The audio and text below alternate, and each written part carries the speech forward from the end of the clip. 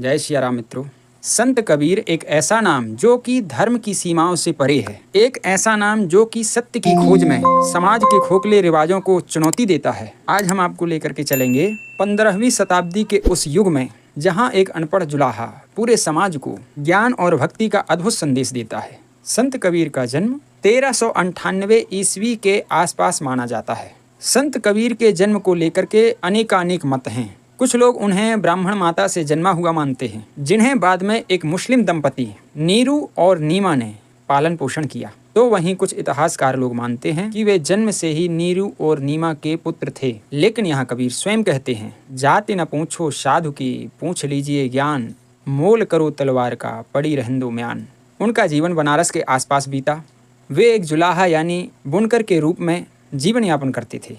वैसे उन्होंने कभी भी कोई औपचारिक शिक्षा नहीं ली, फिर भी इनके दोहों में गहरा ज्ञान, गहरा आत्मज्ञान छुपा रहता है, जो कि आध्यात्म की रोशनी को बढ़ाता है। संत कबीर बचपन से ही आध्यात्मिक शिक्षा के प्रति बहुत आकर्षित थे। कहा जाता है कि उन्होंने अपना गुरु श्री रामानंद जी को बनाया और राम नाम की दीक्षा ली।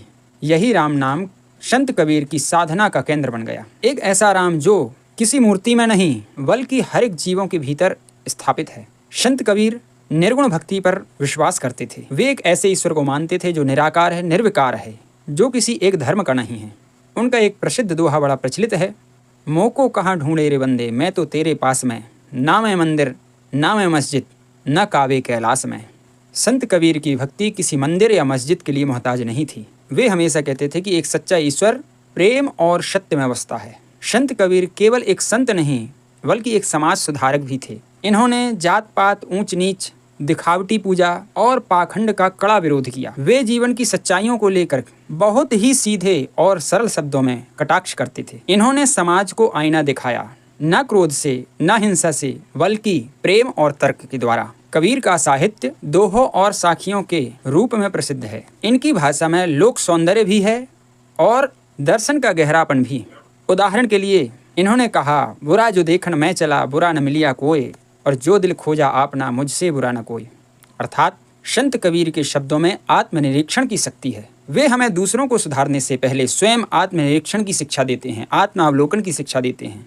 संत कबीर ने धर्म के नाम पर हिंसा और भेदभाव का कड़ा विरोध किया। इनके दोहों में हिंदू और मुस्लिम दोनों पर व्यंग है, लेकिन द्वेष किसी से नहीं है, क्योंकि वे ईश्वर को एक ही मानते थे। हिंदू कहे मुहि राम प्यारा, तुरक कहे रहमाना रे, आपस में दो लड़ें मुए मरम ना जाना रे। संत कबीर का यह साहसिक दृष्टिकोण आज के युग में और भी अधिक प्रासंगिक हो गया है। संत कबीर का देहावसान 1518 ईस्वी मगहर में हुआ। ऐसी लोक मान्यता थी कि मगहर में जो मरता है वो नर्क में जाता है और बनारस में मरने से मोक्ष मिलता है। इस भ्रम को तोड़ने के लिए उन्होंने अपना मरण स्थान मगहर को चुना।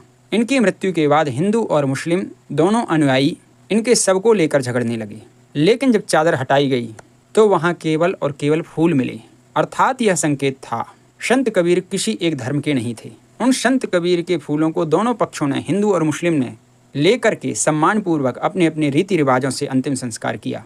कबीर की वाणी आज भी उतनी ही जीवंत है जितनी कि 600 साल पहले थी। उन्होंने हमें क्या क्या सिखाया, मूलभूत उनके जीवन की शिक्षा को सारभूत रूप से ग्रहण करें तो पहला जोर था उनका यह कि अपनी आत्मा को पहचानो। दूसरा कि सच्चा धर्म प्रेम है, सबसे प्रेम करिए, सब में ईश्वर बसता है। तीसरी शिक्षा जो संत कबीर देना चाहते हैं वो ये है कि अपने जीवन से राग और द्वेष को छोड़ो, अहंकार को छोड़ो, साथ साथ में इस पाखंड को भी छोड़ो। जो मनुष्य को मनुष्य से दूर करे, ऐसे पाखंड को छोड़ो। कर्म करो, फल की इच्छा मत रखो। कबीरा खड़ा बाजार में, मांगे सबकी खैर, ना काहू से दोस्ती और ना काहू से बैर। धन्यवाद। सादर जय सिया राम।